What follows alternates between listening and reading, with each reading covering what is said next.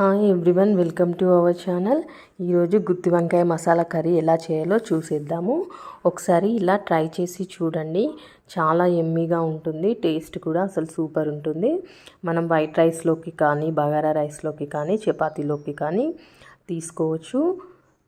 చాలా అంటే చాలా టేస్టీగా ఉంటుంది. చూడండి ఎంత బాగుందో. దీనికి కావాల్సింది ఎలా చేయాలో స్టెప్ బై స్టెప్ క్లియర్గా ఎక్స్ప్లెయిన్ చేస్తాను. మీరు కూడా ఒకసారి ట్రై చేయండి. చాలా అంటే చాలా బాగుంటుంది, చాలా సూపర్గా ఉంటుంది. టేస్ట్ మాత్రం అదిరిపోయింది, సూపర్గా వచ్చింది కర్రీ మాత్రం. అలా గుత్తి వంకాయని అలా బైట్ చేస్తూ ఉంటే ఆ ఫ్లేవర్స్ అన్నీ లోపలికి వెళ్తాయి. చాలా బాగుంటుంది. చూడండి, దీనికి మనం ఫస్ట్గా మసాలాకు కావాల్సినవి మనము ప్రిపేర్ చేసుకుందామండి. దాంట్లోకి నేను పల్లీలు వేసుకుంటున్నాను. కొన్ని ఒక గుప్పెడు సరిపోతాయి మనకి. అలాగే ఒక 1 స్పూన్ ధనియాలు వేసుకోండి. అది చిన్నగా ఉంది కాబట్టి ఒక 3 స్పూన్స్ వేసుకున్నాను. మామూలుగా మనం రెగ్యులర్గా వాడే స్టీల్ స్పూన్స్లో ఒక పెద్ద స్పూన్ తీసుకుంటే సరిపోతుంది, 1 స్పూన్. అలాగే నువ్వులు కూడా వేసుకోవాలి. చూడండి, ఆ సైజ్ స్పూన్ తోటి ఒక 1.5 స్పూన్ నువ్వులు వేసుకోవాలి. ఇవన్నీ మంచిగా లో ఫ్లేమ్లోనే మంచిగా డ్రై రోస్ట్ చేసుకోవాలి. మంచిగా కలుపుతూ మనం ఇలా డ్రై రోస్ట్ చేసుకోవాలి. మాడనివ్వద్దండి, మాడనిస్తే టేస్ట్ చేంజ్ అవుతుంది. కాబట్టి మనం సిమ్లోనే ఇలా మంచిగా డ్రై రోస్ట్ అనేది చేసుకుంటూ ఉండాలి. మనము ఇందులో కొబ్బరి ముక్కలు అయితే కొబ్బరి ముక్కలు వేసుకోండి, ఎండు కొబ్బరి. లేదు అంటే కొబ్బరి పౌడర్ కూడా వేసుకోవచ్చు. ఇవన్నీ మంచిగా లో ఫ్లేమ్లో డ్రై రోస్ట్ అయిన తర్వాత కొబ్బరి పొడిని కూడా యాడ్ చేసుకోవాలి లాస్ట్లో. తొందరగా కొబ్బరి పొడి మాడిపోతుంది కాబట్టి ఇవన్నీ డ్రై రోస్ట్ అయిన తర్వాత లాస్ట్లో మనం కొబ్బరి పొడిని యాడ్ చేసుకోవాలి. ఇక్కడ ఒక నిమ్మకాయ సైజ్ అంతా చింతపండుని నేను నానబెట్టేసి పక్కన పెట్టేసుకున్నాను. అలాగే ఇవన్నీ మనము వేగులోపు వంకాయల్ని నీట్గా కట్ చేసి పెట్టేసుకున్నానండి. మనము ఇట్లా ఆనియన్, అందులో కావాల్సిన పచ్చిమిర్చి, ఇట్లా వంకాయల్ని కూడా సాల్ట్ వాటర్లో వేసి పెట్టినట్లయితే నల్లగా కాకుండా ఉంటాయి. గుత్తి వంకాయకి ఎలా అయితే కట్ చేసుకుంటామో అలా కట్ చేసి పెట్టేసుకోవాలి. చూడండి, ఇక్కడ మంచిగా డ్రై రోస్ట్ అయితే అయ్యాయి. ఇప్పుడు మనము కొబ్బరి పొడిని యాడ్ చేసుకుందాము. కొబ్బరి పొడిని కూడా యాడ్ చేసేసుకొని ఒక 1/2 సెకండ్ మనము డ్రై రోస్ట్ చేసుకుంటే సరిపోతుంది. కొబ్బరి పొడి అనేది తొందరగా వేగిపోతుంది కాబట్టి ఎక్కువ వేయించాల్సిన పని లేదు. మనం లాస్ట్కి స్టవ్ ఆఫ్ చేసే ముందు యాడ్ చేసేసుకొని మిక్స్ చేసుకున్నా సరిపోతుంది. చూడండి, ఇలా 1.5 స్పూన్ కొబ్బరి పొడి తీసుకున్నాను.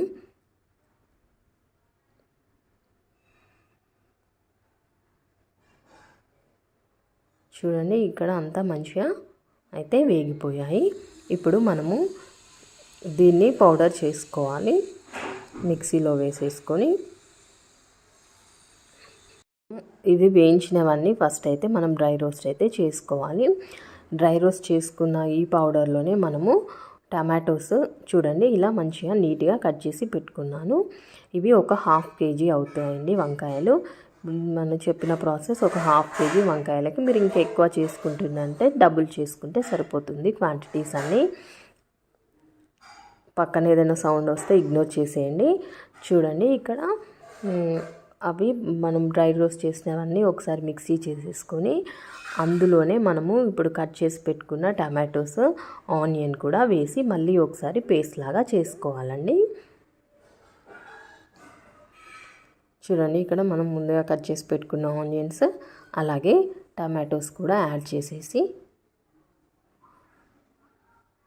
కొద్దిగా కొత్తిమీర కూడా యాడ్ చేసుకోండి, బాగుంటుంది. కొద్దిగా కొత్తిమీర కూడా యాడ్ చేసేసి మళ్ళీ మనము స్మూత్ పేస్ట్ లాగా చేసుకోవాలి. చూడండి, ఇలా స్మూత్ పేస్ట్ లాగా చేసేసుకున్నాక దీంట్లోనే మనము తగినంత కారము, సాల్ట్, అలాగే అల్లం వెల్లుల్లి పేస్ట్ కూడా యాడ్ చేసుకొని మంచిగా ఒకసారి మిక్స్ చేసేసుకోవాలి. ఈ మసాలాని మనము ముందుగా కట్ చేసి పెట్టుకున్న వంకాయల్లో అన్నిట్లలో స్టఫ్ చేసేసుకోవాలి. చూడండి ఇలా మంచిగా స్మూత్ ఫైన్ పేస్ట్ అయితే చేసుకోండి. చేసుకున్నాక ఇందులోనే మీకు తగినంత కారము, స్పైసీగా తినేవాళ్ళు కొంచెం ఎక్కువ వేసుకోండి. నేను మీడియంగా వేస్తున్నానండి. ఒక 4 స్పూన్స్ కారము, అలాగే తగినంత సాల్ట్ యాడ్ చేసుకోండి.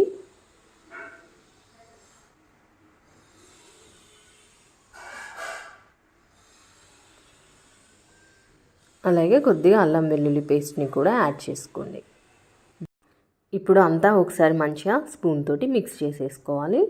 మిక్స్ చేసుకున్నాక ఈ మసాలా పేస్ట్ని మనం ముందుగా కట్ చేసి పెట్టుకున్న వంకాయలోకి మంచిగా స్టఫ్ చేసి పెట్టుకోవాలి.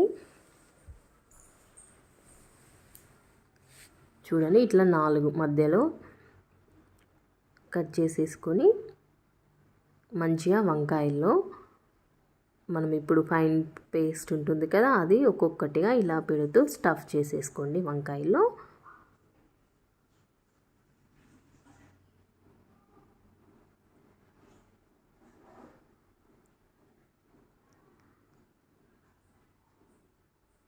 చూడండి ఇలా మంచిగా వేళ్ళతో ఇలా అంటే లోపలికి అంతా మంచిగా స్టఫ్ అయిపోతుంది.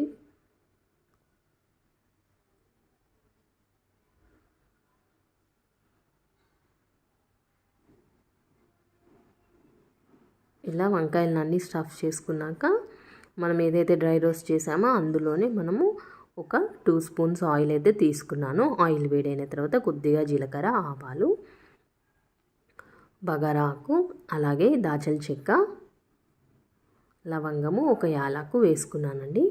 అలాగే పచ్చిమిర్చి కూడా యాడ్ చేసుకోండి. కారము నేను అక్కడ కొద్దిగా తక్కువనే వేసుకున్నాను, ఎందుకంటే పచ్చిమిర్చి కూడా యాడ్ చేసుకుంటున్నాను కాబట్టి. చూడండి ఇవంతా కొంచెం వేగిన తర్వాత మనం ముందుగా స్టఫ్ చేసుకున్నాం కదా వంకాయల్ని, కొద్దిగా పసుపు యాడ్ చేసేసుకోండి. కొద్దిగా పసుపు యాడ్ చేసుకున్నాక మనం ముందుగా కట్ చేసి పెట్టుకున్నాం కదండి ఆ వంకాయల్ని ఇందులో వేసేసుకోవాలి. వేసేసుకొని మీడియం ఫ్లేమ్లోనే వంకాయలు మంచిగా ఫ్రై చేసుకోవాలి. చూడండి అన్నీ మంచిగా ఇలా స్టఫ్ చేసుకున్న వంకాయలు ఉంటాయి కదా, అవి అందులో వేసేసి ఒకసారి అంతా మంచిగా మిక్స్ చేసేసుకొని మనం మూత పెట్టేసుకొని మీడియం ఫ్లేమ్లోనే మగ్గించేసుకోవాలి వంకాయల్ని.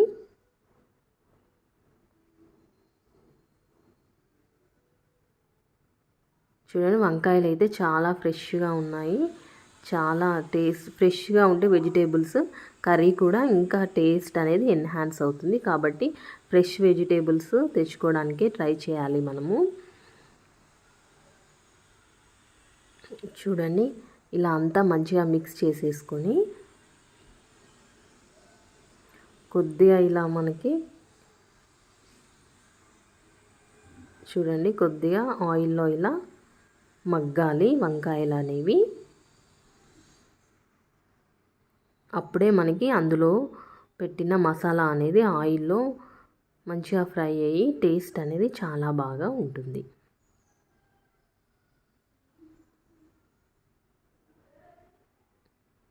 మీరు ఎలా చేస్తారండి గుత్తి వంకాయ కర్రీ?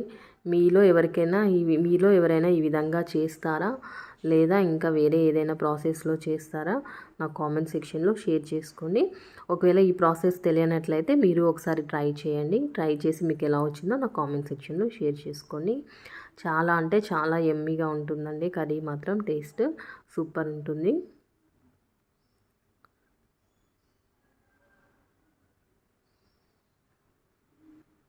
నాకైతే చాలా ఇష్టం గుత్తి వంకాయ కర్రీ. బగారా రైస్లోకి అయితే ఇంకా చాలా బాగుంటుంది. వెజ్ పలావ్లోకైనా బగారా రైస్లోకైనా ఇందులో అయినా చాలా యమ్మీగా ఉంటుంది. చూడండి ఇలా మంచిగా వంకాయలు అయితే ఫ్రై అయిపోయాయి. ఇప్పుడు ఆ మిగిలిన పేస్ట్ అయితే ఏదైతే ఉంటుందో అది కూడా వేసేసుకొని మరికొంతసేపు మనం వీటిని ఫ్రై చేసుకోవాలి. అప్పుడు టోటల్గా అనేది పేస్ట్ అనేది మంచిగా ఆయిల్లో ఫ్రై అయిపోతుంది. మూత పెట్టేసుకొని మనము ఇంకా కొద్దిసేపు ఫ్రై చేసుకుంటే సరిపోతుంది. అలాగే ఇక్కడ కొద్దిగా కరివేపాకు కూడా యాడ్ చేసుకోండి. మళ్ళీ అంతా ఒకసారి మంచిగా మిక్స్ చేసేసుకోండి.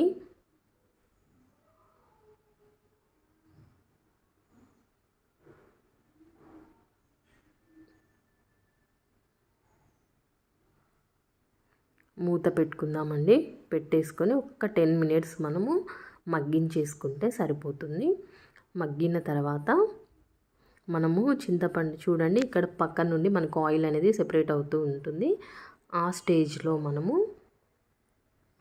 ముందుగా కొద్దిగా చింతపండు నానబెట్టేసుకున్నాం కదా, ఆ చింతపండు రసంని ఇందులో వేసేసి మరికొంతసేపు మనమైతే మగ్గిచ్చేసుకుంటే ఎంతో టేస్టీ అండ్ యమ్మీ గుత్తి వంకాయ మసాలా కర్రీ రెడీ అయినట్టే అండి. మీరు దీన్ని చక్కగా చపాతీలోకి కానీ, వెజ్ పలావ్లోకి కానీ, బగారా రైస్లోకి కానీ, వైట్ రైస్లోకి కానీ ఎంజాయ్ చేయవచ్చు. నా రెసిపీ మీకు నచ్చిందని అనుకుంటున్నాను. చూడండి, ఇలా మూత పెట్టేసి చూడండి, మంచిగా ఆయిల్ అనేది సెపరేట్ అవుతుంది చూడండి. ఇప్పుడు మనము తీసి పెట్టుకున్న చింతపండు రసంని ఇందులో యాడ్ చేసుకోవాలి. చింతపండు రసం ఎక్కువ ఏం వేసుకోవాల్సిన పని లేదండి, కొద్దిగా వేసుకుంటే సరిపోతుంది. చూడండి, ఈ మాత్రం మనకి సరిపోతుంది చింతపండు రసం. ఇప్పుడు అంతా మళ్ళీ ఒకసారి మిక్స్ చేసేసుకొని ఒక 5 మినిట్స్ మనం మీడియం ఫ్లేమ్లో ఉడికించేసేసుకుంటే ఎంతో టేస్టీ కర్రీ గుత్తి వంకాయ మసాలా కర్రీ రెడీ అయినట్టే. చూడండి, ఒకసారి మళ్ళీ అంతా తరోగా మిక్స్ చేసేసుకొని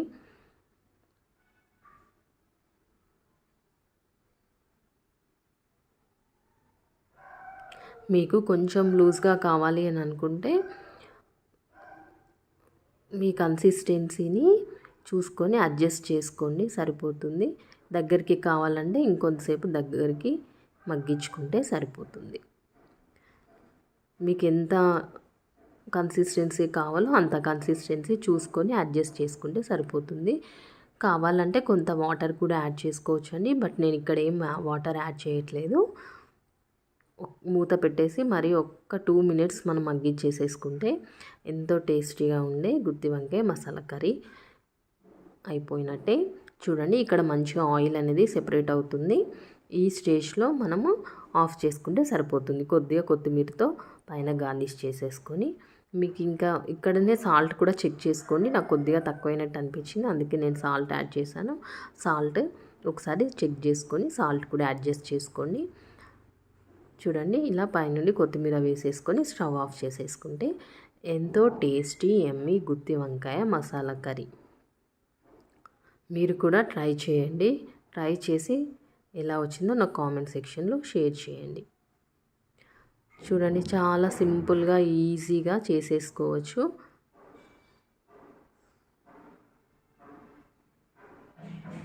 దీన్ని నేనైతే వైట్ రైస్లోకి అయితే సర్వ్ చేసుకొని తినేసానండి. చాలా అంటే చాలా యమ్మీగా వచ్చింది టేస్ట్ అయితే. ఓకే ఫ్రెండ్స్, మరిన్ని హెల్దీ అండ్ టేస్టీ రెసిపీస్ కోసం నా ఛానల్ని ఫాలో అవుతూ ఉండండి. నా రెసిపీ నచ్చినట్లయితే లైక్ చేయండి, నా ఛానల్ని సబ్స్క్రైబ్ చేయండి. Thank you for